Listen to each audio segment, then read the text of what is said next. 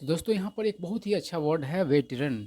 इसको लिख लीजिए अपने कॉपी में। आप कई जगह इसका यूज कर सकते हैं। वेटरन का अर्थ होता है दिग्गज।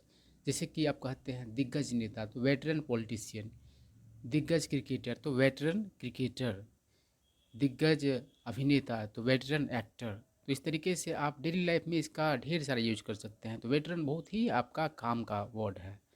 उसके बाद है पास अवे। पास अवे का मतलब होता है मरना, मतलब गुजर जाना। आप हिंदी में भी देखते हैं कभी कभी मरना के लिए कौन सा वर्ड यूज करते हैं, गुजर जाना। ठीक है, तो आपका पास अवे का मतलब हो गया गुजर जाना, मर जाना। शौक, इसका मतलब होता है सदमा। और एपियर का मतलब होता है मालूम पड़ना, प्रतीत होना। अब देखिए क्या कह रहा है, when veteran actor Sridevi passed away in February 2018. It was a shock to her family and fans as she appeared healthy and was only 54 at the time. ठीक है, तो कहने का मतलब है जब दिग्गज एक्टर, आप देखिए जो एक्टर का जो फेमिनिन जेंडर एक्ट्रेस होगा लेकिन एक्टर लिखा जाता है। ठीक है, कोई दिक्कत नहीं है। तो कह रहा है कि जब दिग्गज एक्टर श्रीदेवी मरी 2000 फरवरी 2018 में, तो यह चीज़ सदमा था उसके परिवार और उसके प्रशंसकों के लिए, फैंस के लिए। क्योंकि एज मतलब क्योंकि वह मालूम पड़ती थी स्वस्थ और सिर्फ 54 साल की थी उस समय। उसके बाद है रिसेंटली, मतलब हाल ही में। एपियर, एपियर मतलब होता है प्रकट होना, और एपियर मतलब पेश होना, हाजिर होना, उपस्थित होना, सब होता है।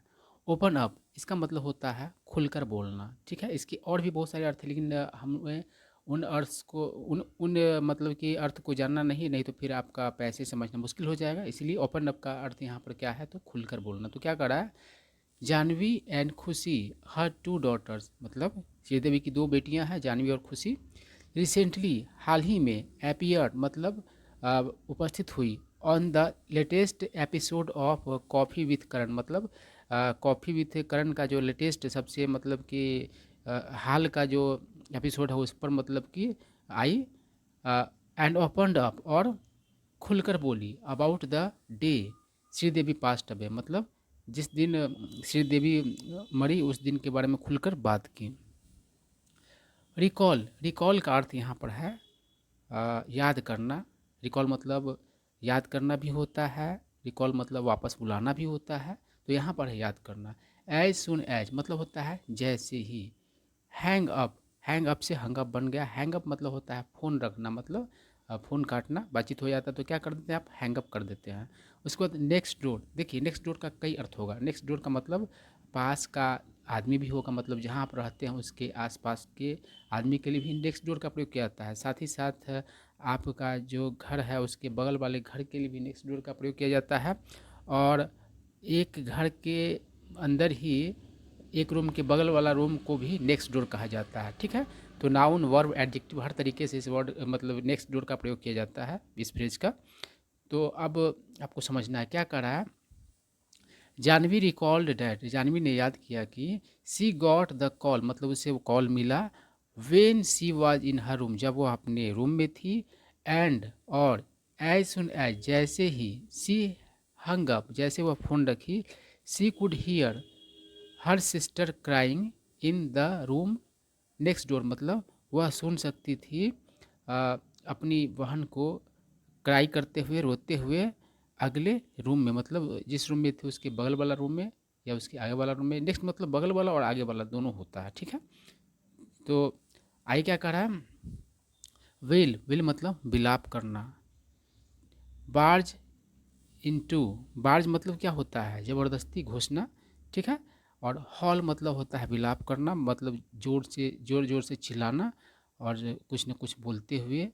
और हॉल जो है गिद्दर वगैरह भी क्या करता है, सियार वगैरह भी हॉल करता है, उसकी आवाज़ को भी हॉल करना कहा जाता है। तो क्या कह रहा है, when I got the call, जब मुझे कॉल मिला, I was in my room, मैं अपने रूम में थी। And I could hear wailing from Khushi's room, तो मैं खुशी के रूम से मतलब कि विलाप करने का आवाज़ सुन सकती थी। एंड आई थिंक, और मैं सोचती हूँ, आई बार्ज इन टू, मैं ज़बरदस्ती घुसी हर रूम, उसके रूम में, हॉलिंग एंड क्राइंग मतलब कि विलाप करते हुए, रोते हुए।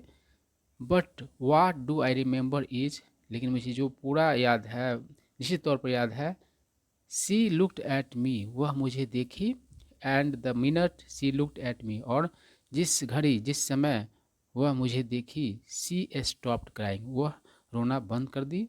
सी जस्ट स्टॉप्ड क्राइंग, वह रोना बंद ही कर दी। उसके बाद कह रहा है कंफर्ट मतलब दिलासा दिलाना, सांत्वना देना। तो कह रहा है she sat next to me, वह मेरे बगल में बैठ गई, एंड स्टार्टेड कंफर्टिंग मी, और मुझे दिलासा देना शुरू कर दी। And I have never seen her cry about it since, और मैंने तब से उसे कभी नहीं देखा है इसके बारे में रोते हुए। जानवी शेयर इमोशनली, जानवी ने इमोशनल होकर के शेयर किया। इवन दो इसका मतलब होता है भले ही। होल्ड इट, देखिए होल्ड इट का मतलब होता है प्रतिकूल स्थिति, मतलब विपरीत स्थिति में, मतलब कि धैर्य बनाए रखना, संतुलन बनाए रखना। और होल्ड इट का प्रयोग किया जाता है आदेश देने के लिए भी, किसी को कहा जाता है होल्ड इट मतलब कि रुको, ठीक है। और होल्ड इट टुगेदर का मतलब क्या हो जाएगा, होल्ड टुगेदर का मतलब क्या होता है, एकजुट रहना या एकजुट रखना। तो इस तरीके से मतलब आपको समझना है चीज़ों को। तो क्या करा है, खुशी से डैड, खुशी ने कहा कि इवन दो भले ही, सी इज़ द यंगेस्ट, वो सबसे छोटी है, सी फेल्ट लाइक, उसने महसूस की, उसे लगा, she had to hold it together for her family, मतलब उसे क्या करना होगा, एकजुट रहना होगा, रखना होगा, और मतलब कि विपरीत परिस्थिति में धैर्य रखना होगा उसके फैमिली के लिए। उसके बाद क्या कर रहा है, I think I felt like I had to hold it together for everyone, मुझे लगा कि मुझे सबके लिए मतलब कि क्या करना होगा, तो सेम बनाए रखना होगा, मतलब कि लोग, अगर मैं रो दूंगी तो पूरे दूसरा का भी हालत ख़राब हो जाएगा, ये सेंस हो रहा है। बिकॉज आई फील लाइक, क्योंकि मुझे लगता है कि I have always been the strong one, क्योंकि मैं हमेशा रही हूँ मजबूत। सी शेयर्ड, उसने साझा की, एज करण सेड डैट, जब मतलब कि जब करण ने कहा कि this was a tough burden to take at your age, मतलब कि यह जो बर्डन था वह तुम्हारे उम्र के हिसाब से क्या था, बहुत ही ये था, टफ था, भारी था, मुश्किल था। उसके बाद कह रहा है गेट इमोशनल मतलब इमोशनल होना। तो कह रहा है the sisters also share that, मतलब बहनों, उन बहनों ने क्या किया, ये भी साझा किया कि when they get emotional about thing, जब चीज़ों को लेकर, किसी बात को लेकर के वे लोग इमोशनल हो जाती है, they don't show it to each other, show मतलब हो यहाँ पर जाहिर करना, व्यक्त करना। तो वे लोग क्या करते हैं, एक दूसरे को मतलब जाहिर नहीं होने देती है, व्यक्त नहीं करती है किसी चीज़ के बारे में। उसके बाद क्या कह रहा है, टेक अ वाइल मतलब समय लगना, समय लेना। तो क्या कर रहा है, the arches actor, arches film है उसकी एक्टर ये बनी है, तो वाज 18 वर्ष की थी, वेन श्रीदेवी पास्ट अवे, जब श्रीदेवी मरी, एंड सी से डरोस ने कहा कि it took her a while to accept her new reality, मतलब कि उसकी नई वास्तविकता को, हकीकत को स्वीकार करने में उसे क्या लगा, तो समय लगा थोड़ा। उसके बाद कह रहा है it took me a while, मुझे थोड़ा समय लगा, when it happen to kind of accepted, जब मुझे मतलब कि इसे स्वीकार करने वाली जैसी बात हुई तब। और काइंड ऑफ मतलब थोड़ा भी होता है, ठीक ना। I think it did suddenly hit me, मुझे लगता है कि इसने मुझे अचानक से हिट किया, आफ्टर अ वाइल मतलब कुछ समय के बाद। But I was a little मतलब थोड़ा, लेकिन मैं थोड़ा कन्फ्यूज थी। आई डोंट नो, मैं नहीं जानती हूँ।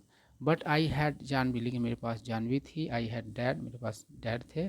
सो they were just kind of there to help me, तो इसलिए वे लोग वहाँ पर मतलब मेरे थे, मतलब कि मेरे हेल्प के जैसी चीज़ों के लिए। सी सेड, उसने मतलब कि कहा। और इमोशनली इक्विप्ड, देखिए इमोशनली मतलब भावनात्मक रूप से, और इक्विप्ड मतलब यहाँ पर देखिए इक्विप्ड मतलब होता है से लैस, जैसे कि कोई आदमी इक्विप्ड है हथियार से, तो मतलब हथियार से लैस है, लेकिन इक्विप्ड मतलब यहाँ पर क्या होगा, समर्थ। तो इमोशनली इक्विप्ड मतलब क्या होता है कि मतलब कि इमोशनल, तो इमोशनल तौर पर क्या, तो समर्थ है। इम्प्लाई मतलब क्या होता है, इंडिकेट करना। तो क्या कर रहा है, Karan mentioned reading an old interview of Sridevi, Karan ने जिक्र किया एक पुराना इंटरव्यू पढ़ना श्रीदेवी का वेयर जहाँ द लेट एक्टर मतलब स्वर्गीय एक्टर स्वर्गवासी एक्टर हैड शेयर मतलब साझा किया हुआ था डैट कि Khushi was more emotionally equipped to be in the film industry than Janhvi, यानी खुशी जो थी जानवी से ज़्यादा मतलब कि इमोशनली इक्विप्ड थी फिल्म इंडस्ट्री में होने के लिए, इम्प्लाइंग डेट इंडिकेट करते हुए कि इवन दो भले ही खुशी वाज यंगर, खुशी जो है छोटी थी, she was more emotionally mature, वह मतलब कि ज़्यादा इमोशनली क्या थी तो मैच्योर थी, परिपक्व थी। उसके बाद है डायनेमिक्स। डायनेमिक्स मतलब क्या होता है, जो तरह तरह की चीज़ें हैं उसकी बात की जा रही है। Have change so much, dynamics जो है वह बहुत ज़्यादा बदल चुका है सिंस, तब से। सी हैज़ पास्ट मतलब जब से वो गुजरी है तब से। She is equally my baby वह and my mom at times मतलब होता है सम टाइम्स, तो कभी कभी मेरी मतलब कि बेबी और मतलब कि मदर भी है, and I am equally her baby and her mom at times, और कभी कभी मैं भी उसकी बेबी और मम हूँ। जानवी सेड, जानवी ने कहा as she spoke about her current equation with Khushi, जब जानवी ने क्या कहा जब वह बात की उसके अपने जो वर्तमान का मतलब हाल का जो इक्वेशन है खुशी के साथ उसके बारे में।